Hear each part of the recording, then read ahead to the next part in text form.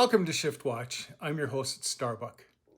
In this episode, if you've been following along on your human history scorecard, you know we represent the fifth root race level of evolution.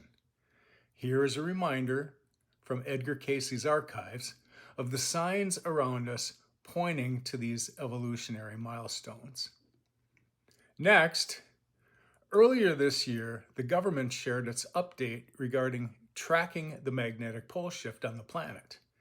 This cosmic cyclical event is overdue historically.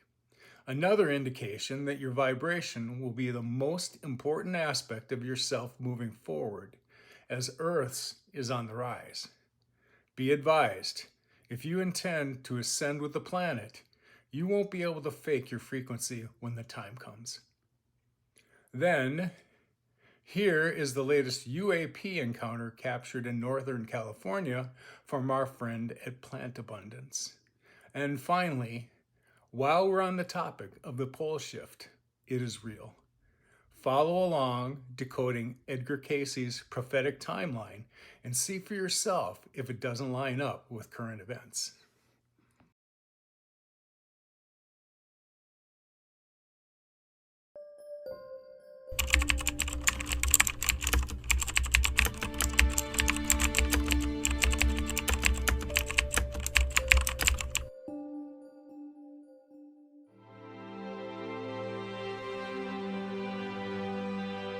Humanity is not the final draft.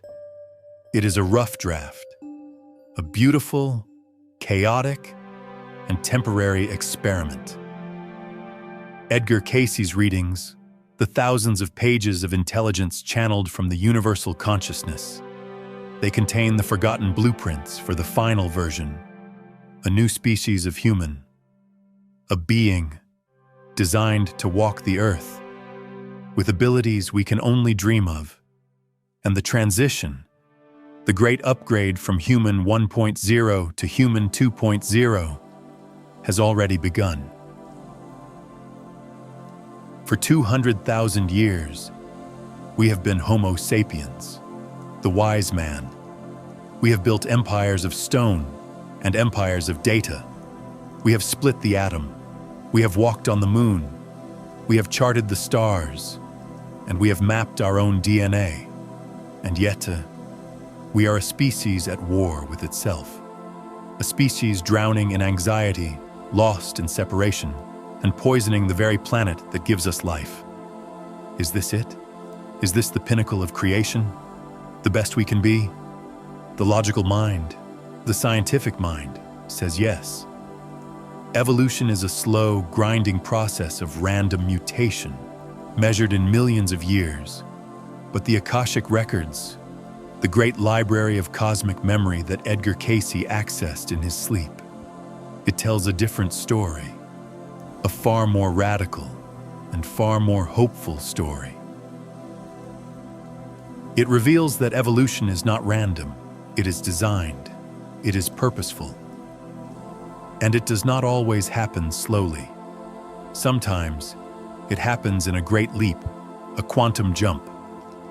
Cayce's readings, along with other esoteric traditions like theosophy, speak of root races, vast, epoch-spanning templates for human consciousness, each designed to master a specific lesson on planet Earth. There have been 4 before us: the ethereal beings of the first race, the Hyperboreans of the second, the Lemurians of the third, the Atlanteans of the fourth, each a grand experiment, each rising and each falling, leaving behind only whispers and myths. And us, we are the 5th, the Aryan race, in the original non-political sense of the word, meaning the race of the mind. Our great lesson was the development of the intellect, the ego, the individual self. And we have learned this lesson, perhaps too well. The intellect has given us technology, but it has cost us our intuition. The ego has given us ambition, but it has cost us our connection to the whole. Our operating system is now obsolete. And so, the time has come for the next upgrade, the next great leap. Cayce's most stunning, most hopeful prophecy was not about the end of the world. It was about the end of our world, the end of our form of humanity, and the coming of the fifth root race. So what is this new human? This fifth root race, this is not science fiction. This is a detailed, specific blueprint, declassified from the Akashic records. Let's examine the dossier. The core difference is not in the body. It is in the consciousness and the abilities that arise from it. Blueprint trait. Number 1. The body of light. Cayce's readings describe the fifth root race as having a far more refined, less dense physical body, a body that is more overtly energetic. He spoke of them having the ability to heal themselves, almost instantly, using only their mind and intention. They would not suffer from the dense, chronic diseases that plague us. Their cells would operate at a higher frequency, a higher voltage. They would also have a vastly extended lifespan, living for hundreds of years, not by fighting against aging, but by being in perfect, harmonious flow with the life force energy of the planet. But the most radical change is that their bodies would be, in his words, more thought form, meaning they could subtly alter their physical appearance through the power of their consciousness. Blueprint trait. Number 2, the unified consciousness. The great wound of our current race is the illusion of separation. The fifth root race will not have this wound. Their primary mode of communication will be telepathy. Not just sending words, but the direct transmission of thought, feeling, and pure knowing. In a telepathic society, you cannot lie, you cannot deceive, you cannot maintain a hidden agenda. The very concept of war, of corruption, of manipulation, it becomes an impossibility. It is an evolutionary dead end. They will operate from a state of group consciousness, not in a hive mind sense, but in a state of profound, empathetic unity. They will feel the joy and the pain of their brothers and sisters as if it were their own, because they will know, on a cellular level, that it is their own. The illusion of the separate self will have dissolved.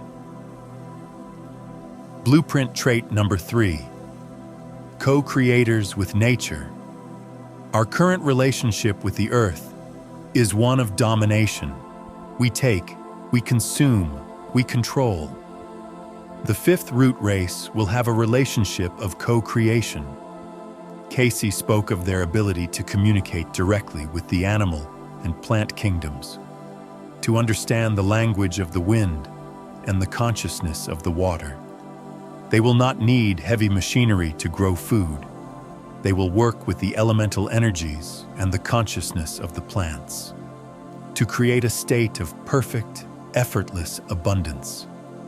They will not need to drill for oil. They will understand, as the Atlanteans once did, how to draw limitless, clean energy directly from the Earth's crystalline grid and the fabric of space-time itself. They will be not masters of the Earth, but guardians of the garden, true partners with Gaia. This is the blueprint, a new human with a body of light, a mind of unity, and a heart that beats in rhythm with the planet. A beautiful vision, but it raises the most important question of all. When? When does this grand prophetic timeline activate? According to Cayce and the corroborating intelligence from countless other sources, the answer is breathtaking. It is not in 1,000 years. It is not in 100 years. The transition has already begun.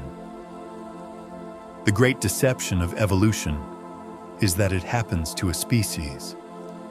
The truth is that it happens through a species. The seeds of the new are always planted in the soil of the old. The fifth root race is not going to arrive on a spaceship. They are not going to suddenly appear after a great cataclysm. They are being born right now, and they have been for decades. Dolores Cannon called them the 3 waves of volunteer souls. Other traditions call them the indigo, the crystal, and the rainbow children. These are the souls who have volunteered to be the prototypes, the pioneers, the first responders of this evolutionary leap. They have come to Earth with their 5th race DNA, their upgraded consciousness, lying dormant, waiting for the planetary frequencies to rise high enough for it to activate. And that time is now. So, how do you know? How do you know if you are one of these volunteers? How do you know if you carry the dormant blueprint for the next stage of humanity? This is not a fantasy. It is an energetic diagnosis. There are 3 core markers, 3 signs that you carry the upgrade code within your very being. Marker number 1, you are a system buster. You were born with an innate and often painful inability to tolerate the old, broken systems of the world. The rigid, soul-crushing educational system, the corrupt political system, the heartless corporate system. These systems do not just feel wrong to you. They feel physically and energetically repulsive. You are a natural-born rebel, a questioner, a truth seeker. You have spent your life feeling like a square peg in a world of round holes. This is not a personality flaw. This is a design feature. You are not designed to fit into the old world. You are designed to build the new one. Your intolerance for falsehood is your divine guidance system. Marker number 2, you possess a radical empathy. You feel everything, deeply. The pain of others, the suffering of animals, the state of the planet. It affects you on a profound, almost unbearable level. You have been told you are too sensitive, too emotional, that you need to toughen up. This is the great misunderstanding. Your radical empathy is the beta test for the unified consciousness of the 5th root race. It is the antenna that is already tuned to the frequency of unity. While others are still operating on the frequency of me, you are operating on the frequency of we. This sensitivity is not your weakness. It is your greatest gift to the world. And marker number 3, you are a conscious manifester, even if you don't know it yet. You have a strange relationship with reality. Things seem to happen around you.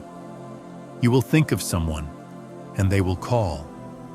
You will have a deep need for something, and it will mysteriously appear.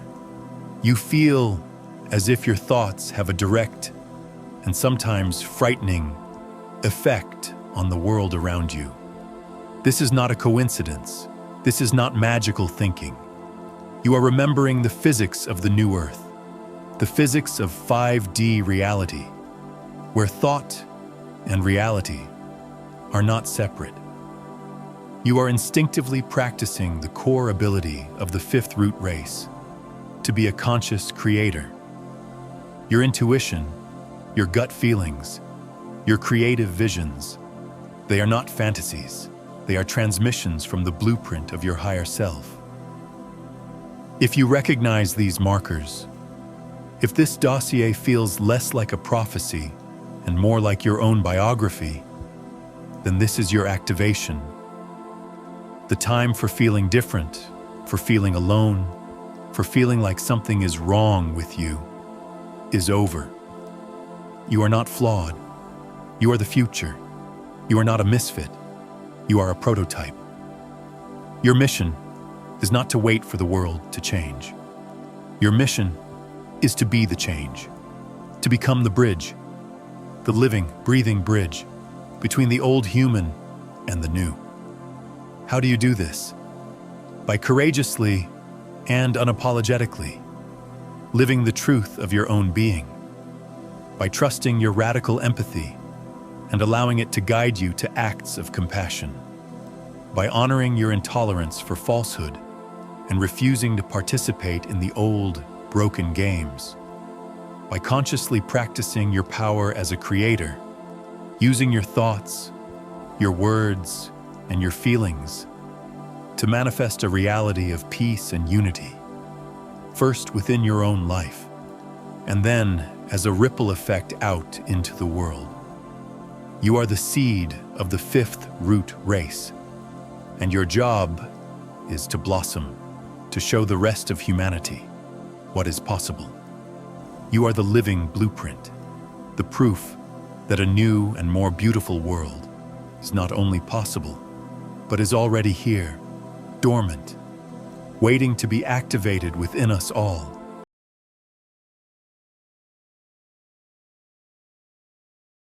Welcome to the new government tracking of the Earth's magnetic pole shift. The brand new site is up and kicking and much better than the old one. We're running the magnetic North Pole motion here, slowly traipsing around northern Canada for a few centuries, and then the acceleration. The magnetic pole shift is a cyclical event on Earth, and it's pretty major. NOAA experienced it. They line up with the Younger Dryas catastrophe, the last glacial maximum, and every Heinrich event in the last 50,000 years.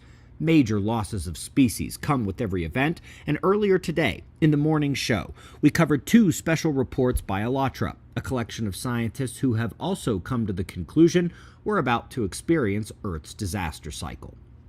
Now, I want to be clear, I have major questions about this group and especially their ringleader, but when they cite their sources, I can review it myself, and there is a lot of good stuff in here. That's what I'm going to show you. In the first report, they identify the fact that there are magnetic anomalies, not just climatological ones, and that can't be blamed on human pollution. In fact, we're seeing changes on the other planets too. It's a solar system shift. But it was the other report that really spun me sideways yesterday, and we're going to go over key points and then two scary points I mentioned this morning. So first, excellent job identifying the fact that Earth's rotation speed is increasing, shortening the length of a day. It's another thing you can't blame on humans. They break down the 1990s pole shift event that sent us from losing 5% of the field per century to 5% every decade, and which shot the movement of the poles into overdrive, along with it taking an abrupt and unexpected 90-degree turn. In a brand new Earth change for the list, they found a paper I missed from 2017 highlighting a molten jet stream in the core, and it's speeding up, which nobody subscribed to my channel finds surprising, I imagine. And of course, their main point was that they think the major event of this cycle will be the reawakening of the Siberian traps, and oh boy, I hope not. It was the greatest volcanic event in Earth's history. It erupted for 1 million years, changed the planet forever. But it was the next two images I'm going to show from the report that really caught my attention. I'm not actually too worried about the Siberian traps. First, this is what I was trying to explain to you guys a couple weeks ago. The magnetic pole shift progression is not linear. It goes up and down year to year, but with a long-term trend towards that acceleration and the pole shift. Outstanding identification here of that moment of acceleration where we started shifting 10 times faster. That is easily visible on the magnetic pole motion tracker. The dots are year by year, so if they're closer together, pole is moving slower. Further apart means the pole is moving faster, and that's the speed up right there. I went ahead and actually did maximum velocity plots going backwards so you can see how before the 1850s, everything was nominal, normal pole motion. The weakening had begun, but this is when the pole shift in total began. Now, going along with this is something I noticed in their motion minus Chandler wobble graphic. Folks, I live and breathe this data, and at no point did I ever think to do this. I had long suspected that the major accelerations occur after the slowdowns, like it's taking a breath, gearing up to lurch forward again. folks. That's exactly what is shown here. And there is no good way to mathematically or even qualitatively show this without first removing the Chandler wobble, which I never thought to do. After every single slowdown, which all include a curvature of the motion vector, there is a major leap forward in speed and progress in the magnetic pole shift. And yes, it's clear we just had our curve in the vector, the slowdown or stalling of speed acceleration, and that means there is only one thing coming next. The major concern is, of course, that this will be the acceleration that takes us over the edge. I do hope we remember the now famous studies confirming that these magnetic pole shifts accelerate to rapid speeds that can bring the shift in less than 100 years. We have already eclipsed that time in this event, so it's anyone's guess how much time we have left. How much time until the acceleration reaches 100 times faster than modern shift rates? That is where we're going. If we were to hit that rate tomorrow, the world ends before 2030. Hopefully that doesn't happen. I have long said that math is suggesting the pole shift should occur a bit before 2050, in the late 2040s. But that is an extrapolation. It's not a crystal ball. I'm not Jesus. Folks, we await the next acceleration, the next recurrence of Earth's disaster cycle of space radiation and climate chaos and animal navigation failures, not to mention the fact that we now have the new risk in modern times of losing every power grid at the same time. Folks, the end of the window is unchanged, but now instead of it being sometime in the late 2040s, I'm now going to say it could be anywhere from 2030 to the late 2040s. We will see what the data shows. Again, we are awaiting the next acceleration.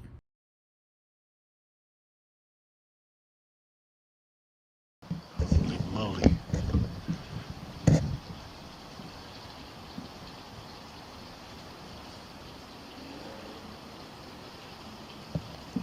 That is the brightest ship that you'll see. And you can see that obviously it is beneath the clouds. There's no sound. It just flew right above my head.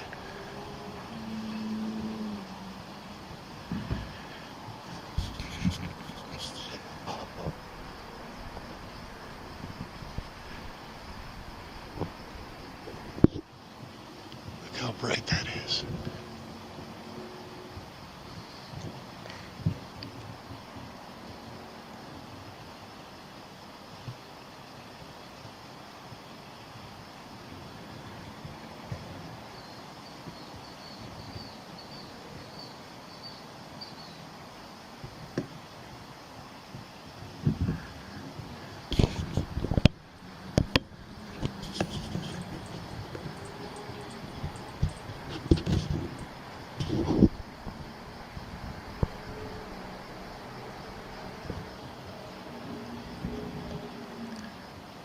Beneath the clouds.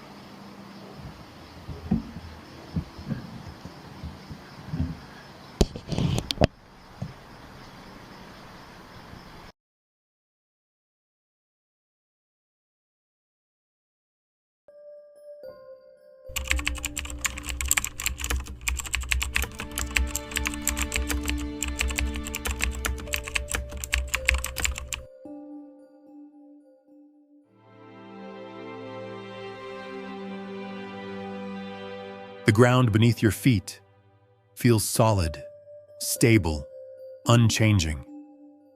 It is the one constant in a world of chaos. But this is an illusion, a fragile illusion that the planet has shattered before and that it is prophesied to shatter again. There is an ancient, primal fear encoded in our collective DNA. A memory of a time when the world literally turned upside down, when the sun rose in the west, when lands of ice became tropical jungles in a single day, and great civilizations were flash-frozen beneath miles of ice. This is the story of the Great Pole Shift, and for Edgar Cayce, the man who saw the future in his sleep, this was not a myth, it was a memory, and it was a warning. A detailed, specific warning with a terrifyingly coherent timeline. This briefing is a deep dive into that timeline. We will present the prophetic intelligence, we will declassify the geological evidence, and we will decode the most profound secret of all. The pole shift is not just an event to be survived, it is a shift in consciousness that you were born to anchor. Before we decode the timeline, we must first address the skeptic, the logical mind that hears the words pole shift and immediately dismisses it as pseudoscience. So let us be precise. As an intelligence agency, precision is our mandate. There are two kinds of pole shifts. The first is a magnetic pole reversal. This is a scientifically accepted fact. The Earth's magnetic field, generated by the molten iron core, has flipped its polarity hundreds of times in our planet's history. North becomes south, and south becomes north. The magnetic North Pole is, right now, wandering across the Arctic at a stunningly fast rate, over 40 miles per year. A speed that is baffling geologists and suggests we are long overdue for such a reversal. A magnetic flip would be catastrophic enough, potentially disabling our power grids, our satellites, and temporarily stripping away our planet's shield against cosmic radiation. But this is not what Edgar Cayce saw. He saw something far more dramatic, far more physically violent. He saw a crustal displacement, a physical pole shift. What does that mean?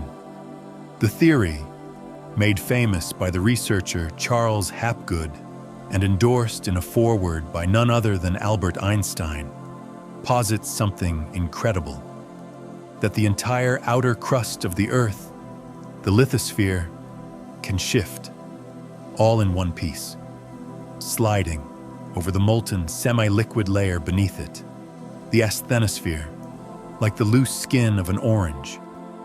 In this scenario, the entire surface of the planet could shift hundreds or even thousands of miles.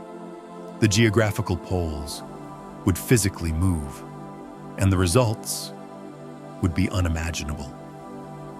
An event of this magnitude would trigger mega tsunamis a mile high, scouring entire continents clean. It would trigger volcanic eruptions on a global scale. It would cause winds of supersonic speeds. It would change the climate of every region on Earth in a matter of hours. This is the event that flash froze woolly mammoths in Siberia, with undigested summer flowers still in their stomachs. This is the event remembered in the flood myths of every ancient culture. This is the event that Edgar Cayce saw in our future. His readings on the subject are chillingly specific.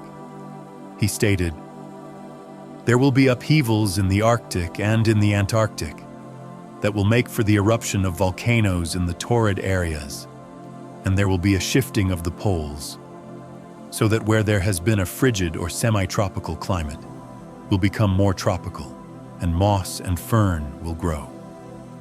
In another reading, he connected it directly to the earth changes in America. The sinking of coastlines, the great cataclysms. He saw them not as isolated events, but as the preliminary tremors, the stress fractures, caused by the immense forces building up to a new pole shift. He was describing the cause, not just the effect. So, we are faced with a terrifying prospect, a planetary-scale cataclysm, backed by both prophetic vision and a scientifically plausible, if controversial, theory. an event that would mean the end of civilization as we know it. But what if we have been looking at this all wrong? What if the fear is the final test? For the logical mind, the story ends there, with a terrifying problem and no conceivable solution. But the mission of this agency is to see deeper, to look beyond the physical event, and decode the spiritual purpose. So we must ask the question, why? Why would a planet, our conscious, living Gaia, undergo such a violent, self-destructive transformation? Is it a random act of cosmic violence? A geological accident? Number, the intelligence gathered from Cayce's readings and corroborated by countless other metaphysical sources, points to one profound conclusion. The pole shift is not an accident. It is a reboot. It is a great clearing, a cosmic recalibration.